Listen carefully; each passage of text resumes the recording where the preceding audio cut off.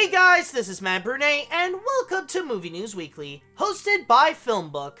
Now, before we begin, let's take a look at what we got in this week's news, which includes Thor beat the dads and a train, how Sony is dealing with the Kevin Spacey mess, Roomful of Freedom, The Fight Is Over, Do You Smell What Black Adams Is Cooking, Blade Loser 80 Million, Ridley's Crazy Mission, Pinocchio is a no, the new trilogy awakens, and Max's voice won't be from a predator.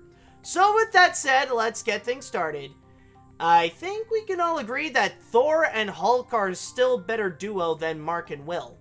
Thor Ragnarok remains in first place at the box office for its second weekend. Although it might have significantly dropped down from last time to almost 57 million, it still did make almost as much as the new movies made combined. One major surprise that came out of this week, though, is that the critically panned sequel to Daddy's Home actually managed to make more than the all-star cast of Murder on the Orient Express, where Daddy's Home 2 made it to second with about $30 million, when Murder would make around $28 million. Meanwhile, the other holiday sequel, A Bad Mom's Christmas, is the only other movie that did well this week, where it went down to fourth on its second weekend with around $11.5 million. Following from behind includes Jigsaw with almost $3.5 million, Boo 2 A Medea Halloween with $2 million, and Geostorm with $1.5 million. This is actually one of the very rare moments that I feel bad for Sony that they got into this mess. And for once, it's not even their fault. Sony Pictures has announced that they are delaying the upcoming film All the Money in the World from December 22nd to June of 2018, which would remove the film from this year's award season. The reason for this push is because of the recent controversy where it was revealed that the star of the picture, Kevin Spacey, had been accused of multiple cases of sexual harassment and assault. Directed by Ridley Scott, the film looks into the kidnapping of the grandson of billionaire J. Paul Getty in Italy, and all his efforts to recover the boy. It was originally thought the role would be the kind that would easily grab Spacey an Oscar nomination for Best Actor, but his scandal has gotten so crazy, he has become so toxic that the company is not taking chances. The movie also lost its spot as the closing feature of this year's AFI Fest. Now that this piece of craziness is over, let's go eat, huh? Roomful of Spoons, the documentary based on what many people call one of the worst movies of all time, The Room, can finally be released to the public. The reason why it was held back was because the original movie's creator, Tommy Wiseau, put an injunction on the documentary for copyright infringement. Beforehand, the filmmaker gave his blessing for the documentary to be made, including interviews with him and many who were involved with the 2003 film. However, this all changed when Ontario Supreme Court Judge Marcus Cohner dismissed all complaints Wiseau had, which led the documentary to be free. Rick Harper, the maker of the doc, is still working to make peace with Wiseau and stated, "The injunction has been lifted and we couldn't be happier. We look forward to finally sharing Roomful of Spoons with everyone." The popularity of the movie has recently found new heights as a movie based on the making of The Room called The Disaster Artist, starring James Franco, is ready to be released on December 8th. See, this is what happens when you battle against journalists. If only Trump learned that lesson and know how to handle real criticism like a real president like Obama. The Walt Disney Company has lifted its ban on the Los Angeles Times from letting them to go to press screenings on their films for reviews. A spokesperson at Disney stated, "We've had productive discussions with the newly installed leadership at the Los Angeles Times regarding our specific concerns, and as a result, we've agreed to restore access to advanced screenings for their film critics." What happened was that the news organization released a coverage explaining the relationship between the city of Anaheim, California, and Disneyland. The company in return responded by saying that the Times showed a complete disregard for basic journalistic standards and banned them from their screening of Thor Ragnarok. Afterwards, the Los Angeles Film Critics Association, the Boston Society of Film Critics, the New York Film Critics Circle, the National Society of Film Critics, and more protested the ban by boycotting Disney from their award consideration until the ban would be lifted. The Rock came bursting in and conquered the Fast and Furious franchise. Now he could do the same in the DC Extended Universe. Reports have been speculated that Suicide Squad 2 could mark as the modern cinematic debut of Black Adams, who will be played by Dwayne Johnson. The possible story for the sequel would be that the rogue team would have to go take down a weapon of mass destruction, which is the villain of the movie that is Black Adams. A possibility how this could be true was back when Johnson made an interview with Fandango by saying, "We have a really cool surprise for Black Adams that I can't reveal, in terms of where we will see Black Adams being introduced." Ever since 2008, Dwayne had always been attached to play as the villain of the DC comic Shazam. While the Shazam movie is currently seeing some traction in its production, there is still no one who is fully connected with the Black Adams movie other than Johnson himself. Production of Suicide Squad 2 is expected to start on October 2018. At first I thought I covered this story already, but then I remembered the last time it was actually Geostorm. So now that means this is a bomb too. Alcon Entertainment and Sony Pictures have reported that they could be losing around $80 million from the financial failure of Blade Runner 2049. Despite the film getting praise from critics, the failure is said to be caused by most of the public being not too familiar with the original 1982 cult classic by Ridley Scott, the slow tone, a large budget of $155 million, and the ridiculous long time of 164 minutes.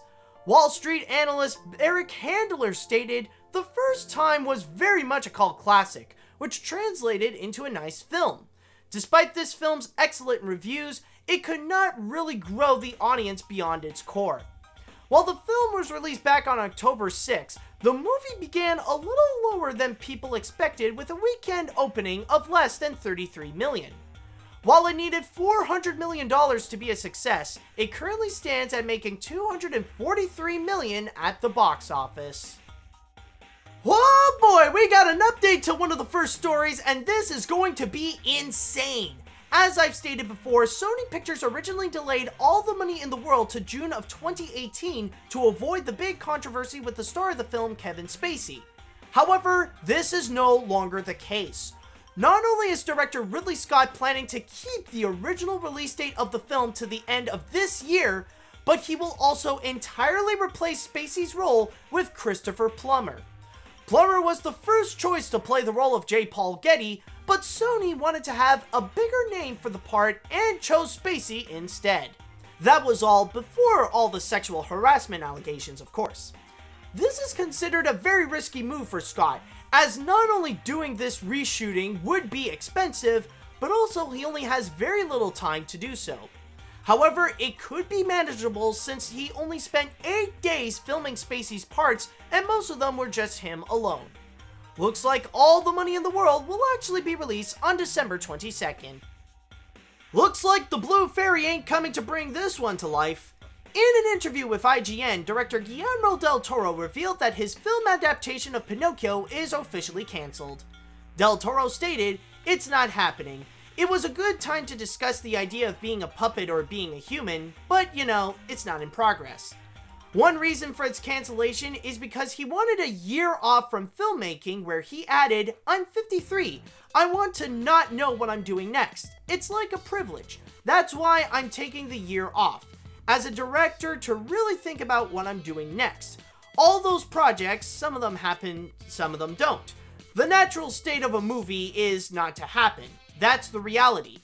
The original plan for his Pinocchio is that it would have an anti-fascist theme where the movie would take place during the uprising of Mussolini in Italy.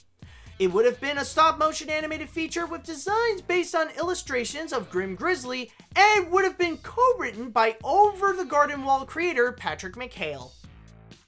Episode 8 isn't even out yet, and already there's major hype for the next set. Disney officially announced that Rian Johnson, the director and writer of the upcoming 8th installment of Star Wars called The Last Jedi, will be in charge of creating a new trilogy in the Star Wars saga. No details have been revealed about the story of the new films, but the company did confirm that they will take place outside of the Skywalker story and that Johnson will write and direct the first of the 3.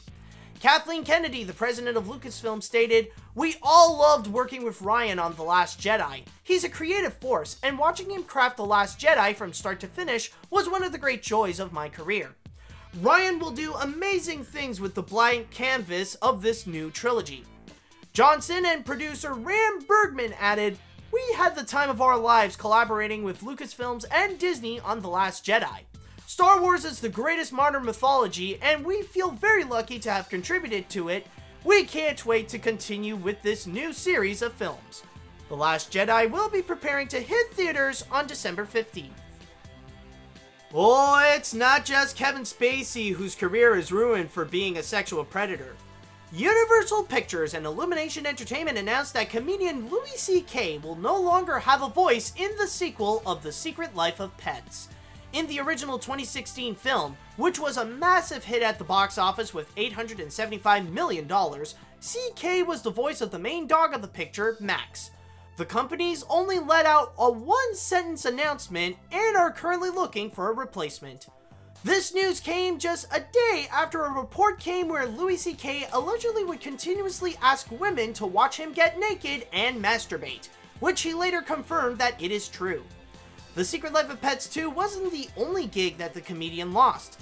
He was also rejected from FX and Netflix, where he lost his stand-up special and could no longer profit from the shows that he was producing. TBS also immediately shut down production until further review on the animated series he was making called The Cops. Max will be getting a new voice on June 7th, 2019.